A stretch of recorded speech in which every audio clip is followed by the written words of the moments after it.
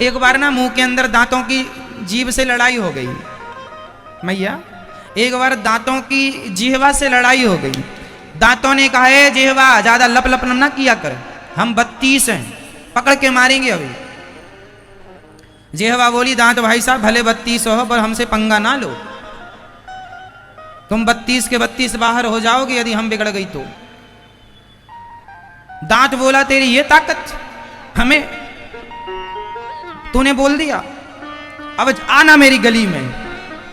और दांतों के बीच में जरा जिह्वा गई तो दांतों ने काट लिया। जिह्वा हो गई बेचारी घायल।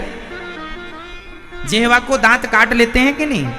बोलो हाँ कि ना। आपकी कभी कटी है? दांतों ने काट ली। अच्छा, आपकी जिह्वा को जब आपके दांत काट लेते हैं तो आपको गुस्सा नहीं आता? तो एक काम करो, बड़ा पत्थर उठाया करो, दांतों को दिया करो। मूर्ख जिह्वा को काटता। जब आपको गुस्सा आता है किसी और पर तो आप तो बहुत तूफान मचाते हैं, बहुत उधम मचाते हैं। जब आपको किसी और पे गुस्सा आता है तो बहुत कुछ कर जाते हैं। वो खुद पे गुस्सा आए तो दांत तोड़ो अपने, 2-4 तो तोड़ो, कोई नहीं तोड़ता। एक दिन जिह्वा को दांतों ने काट लिया और जहां दांतों ने कहा गए जिह्वा देख लिया, हमारी गली में तुम आई जरा, अब आना मत, कट्टी तुम्हारी हमारी, अब आ गई तो छोड़ेंगे नहीं। जिह्वा ने कहा दांत भाई साहब देखो अब हद हो गई है, तुमने अति कर दी है, चुप रहो। दांत बोले क्या कर लेगी तू? जिह्वा बोली तो सुनो, बाहर करा दूंगी तुम 32 को। अच्छा करा के दिखाओ। जिह्वा बोली लो। अब जिह्वा ने जो मिले उसी को गालियां देना शुरू किया, जो मिले उसी को गालियां देना शुरू किया। तो लोगों को लगा पागल हो गया, गालियां देता। एक ने तो दिया मुंह में, तो मुंह में कोई ठूंसा मारे तो दांत को तो लगता है, जिह्वा को तो लगता नहीं है। भाई ठूंसा कोई आपके मुंह में मारेगा तो टूटेगा कौन? दांत के जीभ।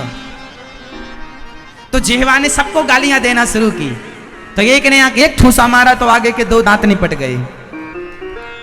फिर गालियां दी तो दूसरे दांत को निपटाया। ऐसे जब 8-10 निपट गए तब दांतों में तो खलबली मच गई, आनंद फानंद में मीटिंग करी, अरे भैया जिह्वा से पंगा ना लो, सही 32 बाहर, ये तो अंदर घुस जाती है। जब मुटका पड़ता है तो ये तो अंदर हो जाती है, टूटते दांत ही है ना। किसी का एक्सीडेंट वगैरह हो जाए तो दांत ही टूटते हैं, जीभ आज तक किसी की टूटी? आपने सुना किसी की जीभ टूट गई? हमेशा यही सुना है दांत टूट गए।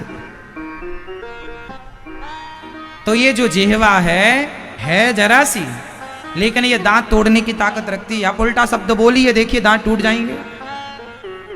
गलत शब्द बोलिए, देखो लातें बातें सब पड़ेंगी फिर। इसलिए कहता हूं वाणी संभाल कर बोलिए, शब्द संभाल के बोलिए। शब्द के हाथ न पाओ, एक शब्द औषधि करे, एक शब्द करे घाव। वाणी में बहुत ताकत होती है मैया। वाणी में इतनी ताकत होती है कि ये दास अनिरुद्ध की वाणी ने ही तो आज देखो, आज ये दास अनिरुद्ध अपनी वाणी से ही, मैं आपको कोई धन दौलत से तो प्रसन्न करता नहीं हूँ, वाणी की प्रसन्नता ऐसी है कि आज हजारों लोग शराब छोड़ करके, मांस छोड़ करके नया जीवन जीने लगे हैं केवल वाणी के कारण। कोई दवाई नहीं, कोई औषधि नहीं। आपके जीवन में कितना बदलाव हो गया कथा के द्वारा, कितना अज्ञान नष्ट हो गया कथा के द्वारा। किसकी ताकत है? वाणी की। इसलिए वाणी, इस धरती पर ऐसा कोई अस्त्र नहीं, इस धरती पर ऐसा कोई शस्त्र नहीं जो वाणी से पावरफुल हो।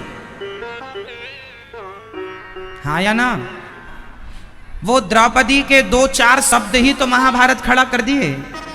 अंधों के अंधे होते हैं। अब इस समय कितना हो गया? अंधों के अंधे होते हैं। कितने हो गए? 8 अक्षर। अंधों के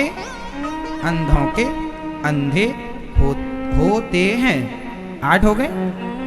आपके हिसाब से कोई 1-2 कम हो जाए तो हिसाब लगा लेना, बाकी 8 अक्षर ही थे। द्रौपदी के मुंह से कितने शब्द निकल गए? अंधों के अंधे होते हैं, इनमें 8 अक्षर हो रहे हैं, है ना।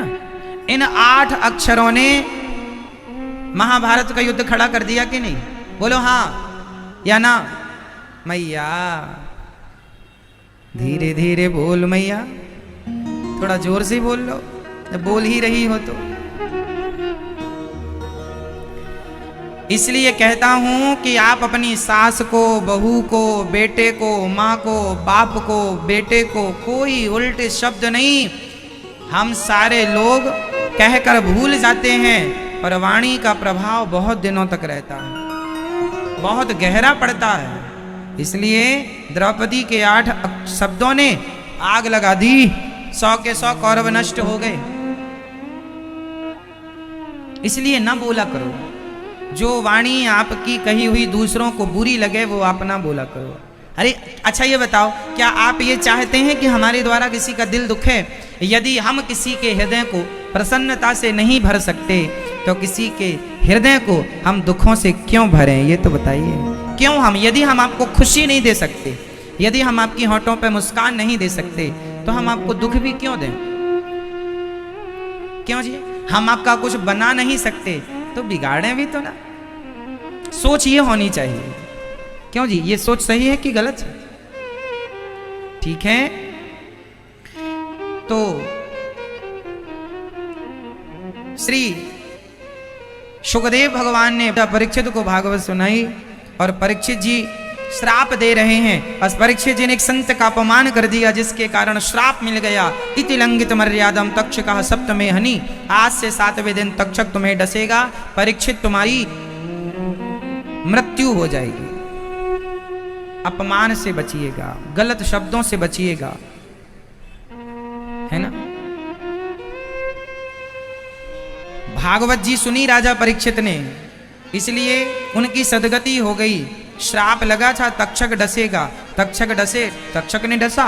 कहते हैं सांप किसी को डस ले तो उस आदमी की सदगति नहीं होती, परंतु यदि उसके नाम की, यदि उसको भागवत सुना दी, राजा परीक्षित को सांप ही डसा था पर भागवत सुन ली तो सदगति हो गई, वरना सांप का डसा हुआ जल्दी से सदगति नहीं होती।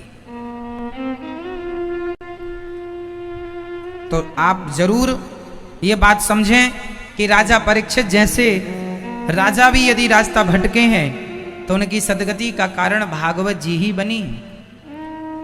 इसलिए सुखदेव भगवान को बारंबार नमस्कार करके 88,000 संत बैठे हैं। सूत जी का आगमन हुआ, शौनक आदि ऋषियों ने पूछा कथा सुनाइए।